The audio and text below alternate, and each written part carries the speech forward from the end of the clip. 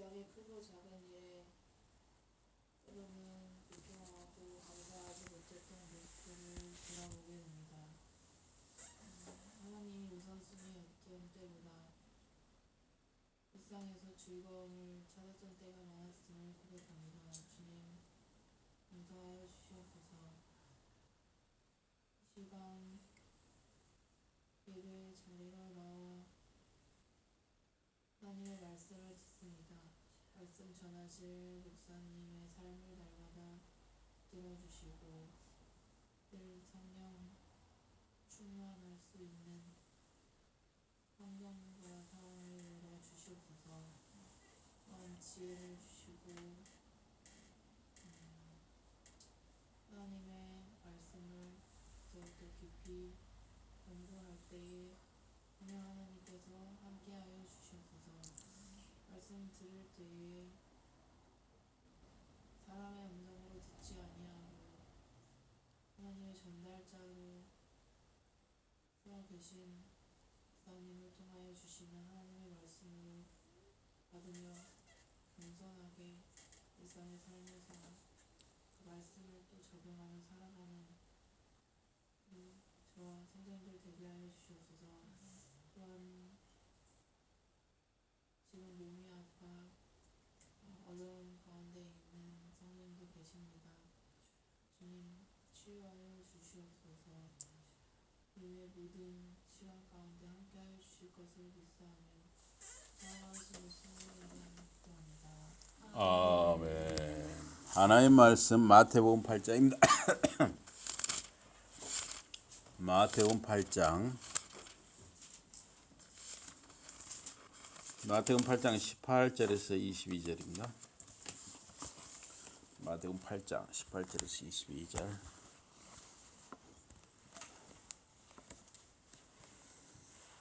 예수께서 무리가 자기를 애워싸는 것을 보시고 건너편으로 가기를 명하시니라.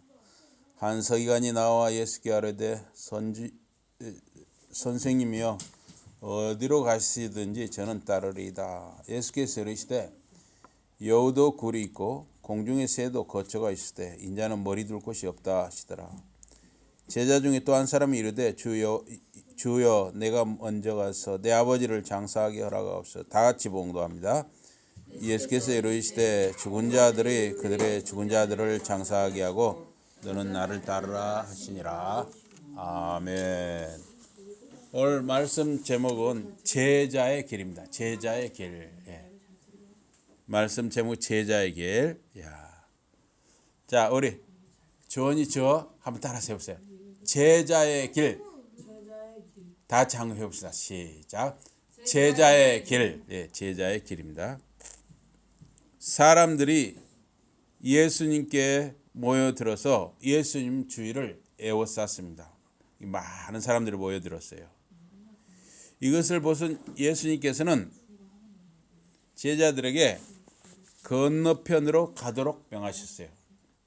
갈릴리 호수 건너편으로 가자 하신 거예요. 사람들이 예수님 주위로 모여든 이유는 무엇이었습니까?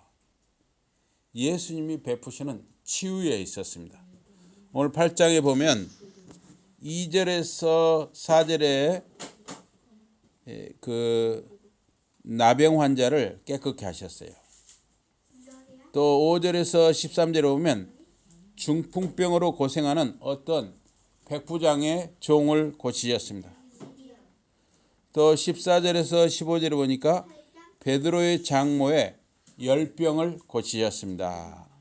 또 16절에 보니까 귀신 들린 자들의 귀신들을 쫓아내고 병든 자들을 다 고치셨습니다. 또한 이 많은 사람들이 우리 주님 주위로 모여든 이유는 주님의 가르치시는 말씀이 권위가 있었기 때문입니다. 율법 전문가인 서기관들보다 권위가 있었습니다. 이 권위라는 것은 무엇입니까? 이 권위와 권력이라는 책이 있어요. 나다 이나다가 쓴 권위와 권력이라는 책인데 거기에서 권위와 권력의 차이는 자발성이다 그런 말을 했어요. 권위는 자발적으로 복종을 하게 한다. 그런데 권력은 힘이나 권력, 돈 또는 지식 이런 것으로 복종을 강조한다 하는 것이죠. 대학 교수가 이 석사과정이나 박사과정이 있는 학생을 그 학위를 주는 걸 가지고 괴롭히는 수가 있어요. 갑질을 하는 수가 있어요. 그것도 일종의 권력이 되는 것이죠. 그러나 그런 거는 강제적인 것이죠. 권력이라는 강제적이에요. 강제적. 그리고 권위라는 것은 스스로 마음에 우러나서 복종한다는 거예요. 그게 권위와 권력의 차이라는 거예요. 또 그런데 권위라고 해서 다 좋은 것은 아니에요. 그것이 이단들이 이 성경을 잘못 해석해갖고 그걸 이용하는 수가 있어요. JMS, 요새 한참 문제가 된 정명석 같은 사람, 또 뭐 자기가 하나님이라고 하는 신천 이만희 같은 사람, 이런 사람들은 권위를 잘못 이용하는 사람들이죠. 그래서 그 불안 심리를 조종을 하죠 또. 그래서 이 권위에도 잘못된 권위가 얼마든지 있어요. 그래서 그 잘못된 권위에 돈도 갖다 바치고 막 불안 심리에 다 빼앗기고 이렇게 되기도 하죠. 또 권력이라고 하는 공포 심리로 복종하게 합니다. 공포를 조종해 공포. 제자들 사이에 누가 크냐라는 다툼이 났습니다. 예수님께서는 섬김을 받는 것이 아니라 섬기러 왔다고 하셨습니다. 이것은 세상 권력의 속성과 반대인 것이죠. 세상 권력은 꼭 이 높은 자리에 있는 사람만 권력이 아니라 돈을 가진 사람도 지금 권력이죠. 또 지위가 있는 사람도 권력이에요. 지식, 이런 대학 교수 이런 지식도 권력이 되었어요. 또 무력 이런 것도 권력이 되었어요. 조폭도 자기들이 권력을 행사한다고 하잖아요. 그래서 권력을 가진 사람들은 항상 위에서 찍어 누르고 섬김을 받고자 하는 것이죠. 대접을 받고자 하는 거예요. 그런데 예수님은 세상 권력자들과 반대로 행하셨습니다. 창조주 하나님이신 예수님은 사람의 몸으로 오셨습니다. 사람의 몸으로 낮아지셨습니다.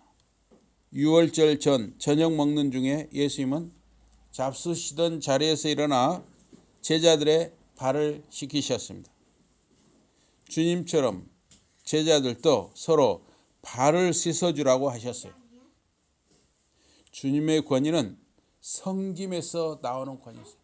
그래서 가장 진정한 권위는 이 섬김의 권위라고 할 수가 있겠습니다. 사람들이 예수님 주위로 모여든 이유는 두 가지입니다. 하나는 주님의 가르치시는 말씀이 권위가 있었기 때문이고, 두 번째는 주님이 베푸시는 치유에 있었습니다. 주님 주위로 모여드는 사람들에 대해서 주님은 어떤 반응을 보였습니까? 주님은 제자들에게 건너편으로, 갈릴리 호수 건너편으로 가기를 명하셨습니다. 주님은 모여든 사람들의 인기에 연연하지 않으셨습니다. 주님은 갈릴리 호수 건너편 가다라 지방에 가고자 하셨습니다. 이 가다라 지방은 갈릴리 호수 남동쪽 약 10km 지점에 위치한 데가볼리의 한 성읍입니다. 이 데가볼리라는 데카폴리스예요. 데카라는 열이라는 뜻이고 폴리스라는 도시예요. 10개의 도시라는 거예요. 이 데카폴리스 이것을 그 로마 제국이 식민지화하면서 10개의 도시를 이렇게 해서 따로 이렇게 묶어놨었죠. 그래서 그 헤롯 일가 사람들이 거기에 영향력을 주지 않고 그 로마 제국이 그것을 다스렸습니다. 그래서 이 데카폴리스 10개의 도시 중에 한 성읍인 이 가다라 지방, 이것은 삼면이 급경사와 비탈로 이루어진 난공불락, 굉장히 요새화된 그런 도성이었습니다. 그때 이제 그 배를 타고 갈릴리 호수를 건너려고 하시는 그 찰나에 주님께 어떤 서기관 한 사람이 와서 말을 했습니다. 선생님, 어디로 가시든지 제가 따르겠습니다. 이에 대한 주님의 답은 여우도 굴이 있고 공중의 새도 거처가 있으되 인자는 머리 둘 곳이 없다 그러셨어요. 언뜻 보면은 이 들짐승인 여우도 자기 집 굴이 있다. 또 하늘에 나는 공중의 새도 자기 둥지가 있다. 그런데 인자, 하나님의 아들 예수님은 머리 둘 곳이 없다. 이거는 이게 좀 더 깊은 뜻이 숨겨 있습니다. 여기 인자라는 말은 다니엘서 7장 13, 14절에 나오는 말씀인데요. 인자는 종말에, 이 세상 종말에 세상을 심판할 자, 이게 종말에 세상을 심판할 자, 이분이 인자라는 거예요. 그래서 여기 종말이라는 것은 예수님이 오신 초림 때부터 예수님이 다시 오신 재림 때까지가 종말이에요. 그래서 지금은 어떤 세상이냐? 종말의 세상이죠. 이 서기관, 예수님께 와서 예수님이 어디 가시든지 따르겠습니다 했던 이 서기관은 율법사로서 율법에 능통한 사람입니다. 사회적으로는 유대 사회의 중산층의 사람이었어요. 그 사람은 왜 주님을 따르겠다고 말을 했습니까? 주님이 가시는 곳마다 사람들이 모여들었기 때문입니다. 정치하는 사람들은 사람들이 모여들면 좋아합니다. 지금은 이 SNS에 팔로워즈, 즉 추종자 혹은 지지자들이 많으면 좋아합니다. 그것은 후원금이나 광고 수익과 연결되기도 합니다. 혹은 선거의 표와 연결될 수도 있어요. 그 서기관은 주님 주위에 사람들이 모여드는 것, 인기, 영광에 관심이 있었습니다. 주님을 따라다니면 사람들이 모여드니 그 인기와 영광을 주님과 함께 누릴 수 있다고 여겼습니다.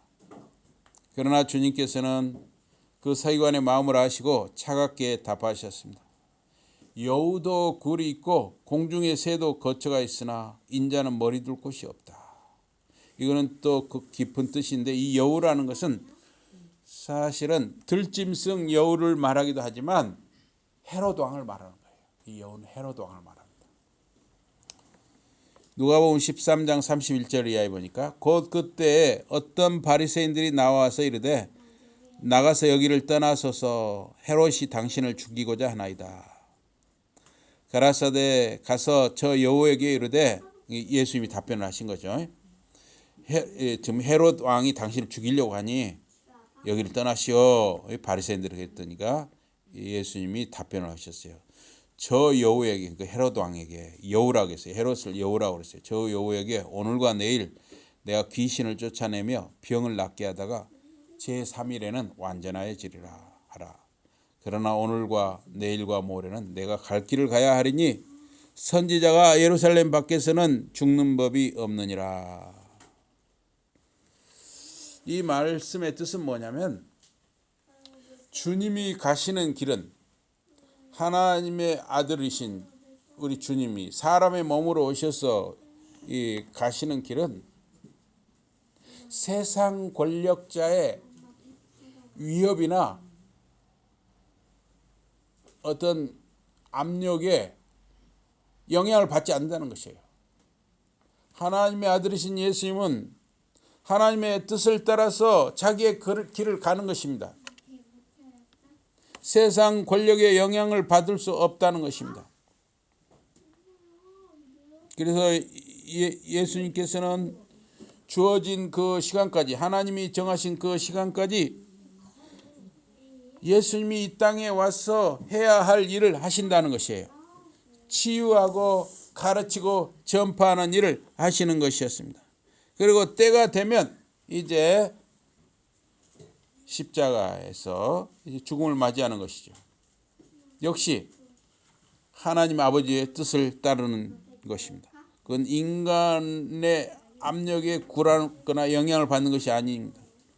강교한 인간, 여우 같은 인간 헤롯은 자기 욕심과 야망을 위해서 인륜도 천륜도 저버린 못된 인간이었습니다. 하나님도 두려워하지 않냐고 사람도 존중하지 않았습니다. 동생의 아내를 빼앗아 살았습니다. 세례 요한을 옥에 가두고 목베어 죽인 자입니다. 주님은 그런 악하고 강교한 자도 자기 근거지가 있다고 하셨습니다. 또한 공중의 새도 거처가 있다고 하십니다. 당시 공중 권세 잡은 자는 로마 제국 권력자들이었습니다. 당시 지중해 연안을 식민지로 다 로마 제국이 잡고 있었습니다. 그래서 로마 제국의 문장, 그 로마 제국을 상징하는 거기에 보면 독수리가 새겨져 있습니다.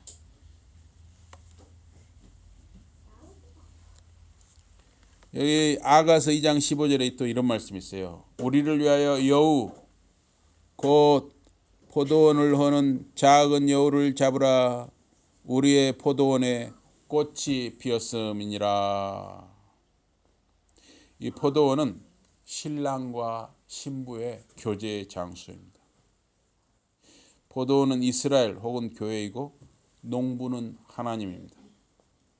여우는 하나님의 백성과 하나님의 교제를 방해하는 자입니다.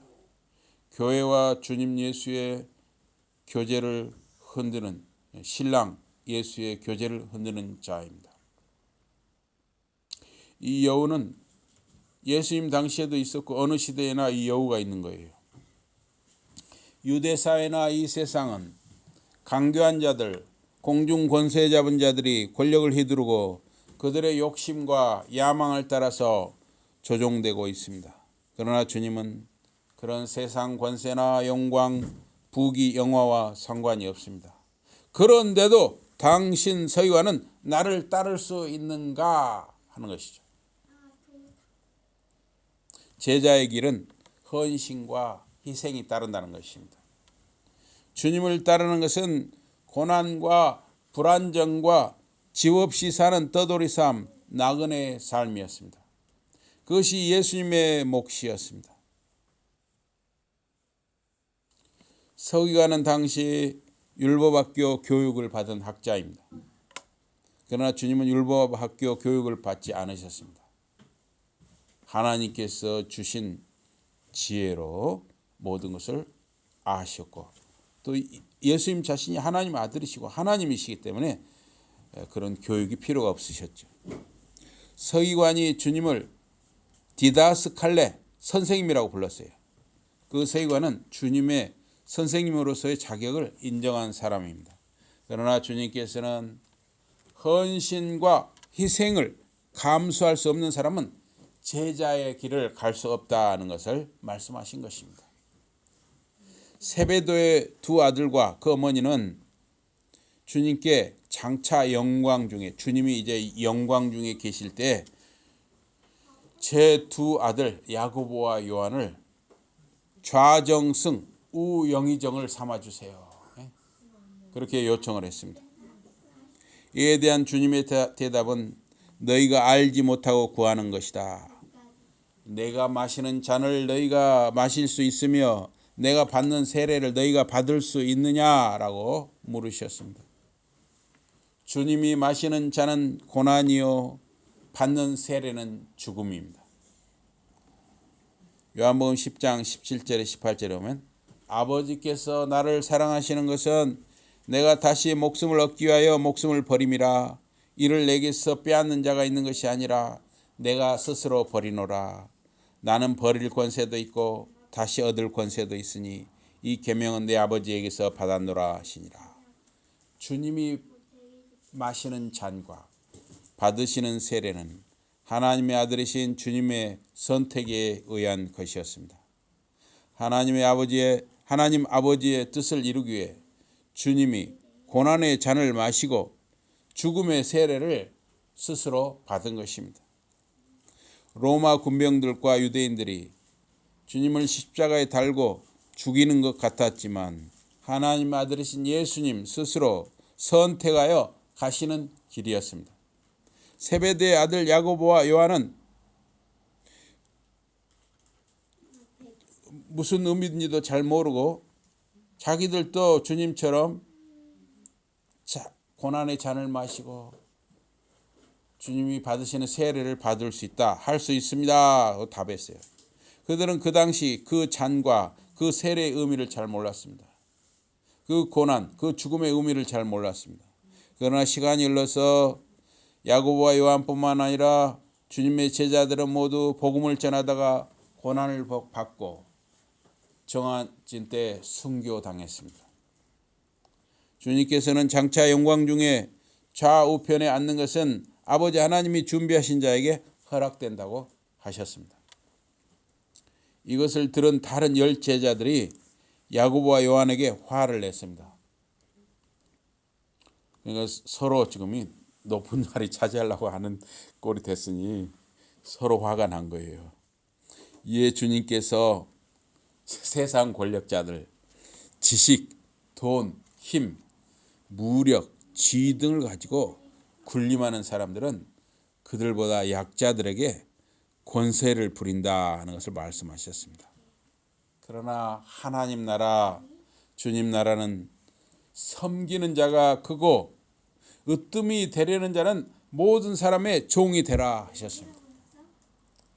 주님 자신, 인자, 하나님 아들 예수님도 섬기려고 오셨고 자기 목숨을 많은 사람의 대속물로 주려 오셨다고 제자들에게 말씀하셨습니다.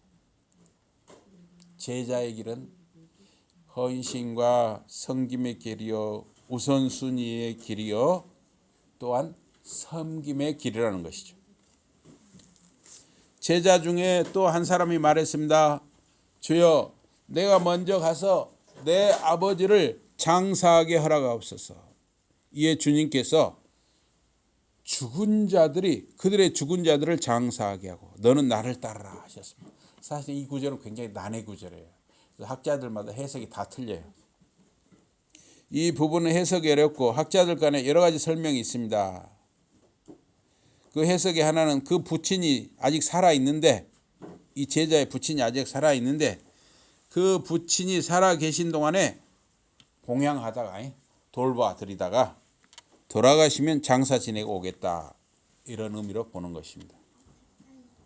이에 주님께서는 죽은 자들로 저희 죽은 자를 장사하게 하라 하셨어요. 이것도 굉장히 어려운 거예요. 해석이 어려워요.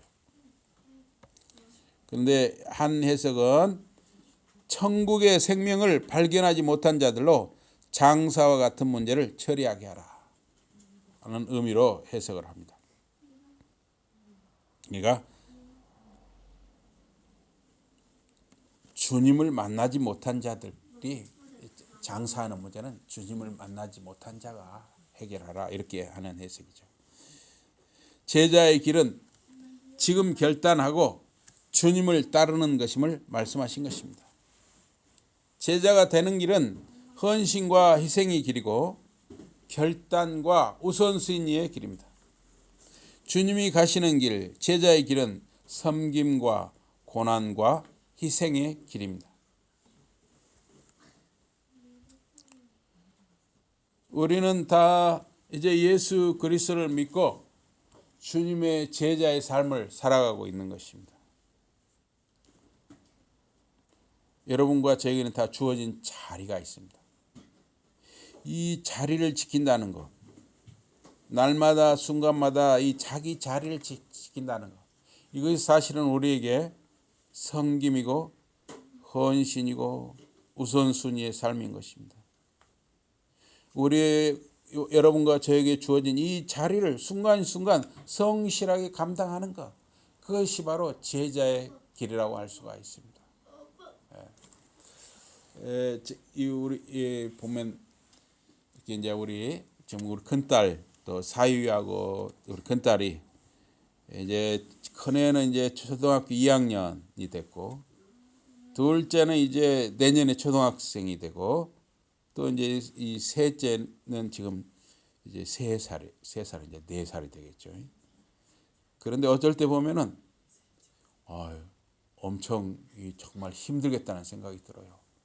셋이 그냥 힘든데 엄마를 다 주렁주렁 매달고 이것 좀 해줘요, 저것 좀 해줘요, 이것 좀 해줘요 하면서 할 때 정말 애기를 키우는 것이 정말 힘들겠다. 우리는 이제 멋모르고 키웠지만 옆에서 이제 볼 때는 그렇더라는 것이죠. 그래서 하여튼 이 주어진 자리, 엄마의 자리, 아빠의 자리, 또 할머니의 자리, 할아버지의 자리, 이 주어진 자리를 우리가 하나님의 자녀로서 이 주어진 자리를 잘 지키는 것. 사실은 그것이 제자의 길이다. 그렇게 우리가 생각할 수 있는 것이에요. 그래서 주어진 여러분의 자리를 순간순간 성실하게 감당하고 살아가며 주님의 섬김과 헌신과 우선순위의 삶을 이어가는 저와 여러분이 되기를 주님의 이름으로 축복합니다. 아멘. 아멘. 우리 기도하겠습니다. 하나님 아버지 고맙습니다. 사랑하는 우리 성도님들, 이 주어진 자리를 지금까지 잘 지키고 성실하게 감당하는 크신 은혜를 주신 것 감사합니다. 우리가 이 주어진 자리를 지켜가며 믿음의 길을 가는 것, 이것이 바로 우리의 제자의 길인 줄 믿습니다. 사랑하는 성도님들 한 사람 한 사람에게 더욱 은혜를 주셔서 이 제자의 길을 잘 감당하게 하여 주시옵소서. 예수 이름으로 감사 기도드리옵나이다. 아멘. 우리 주원이하고 주호 좀 앞으로 나와주세요. 잠깐만 나와주세요. 네, 잠깐 나와주세요. 나와주세요. 우리 나와주세요.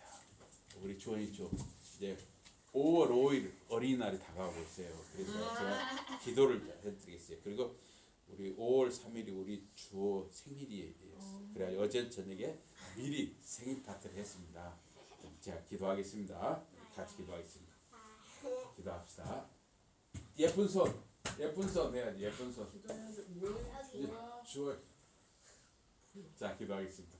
하나님 아버지 이렇게 이제 5월 5일 어린이날을 맞이해서 우리 주원이와 주호 이렇게 또 진천에 와서 함께 예배를 예쁘게 잘 드리게 해주셔서 감사합니다.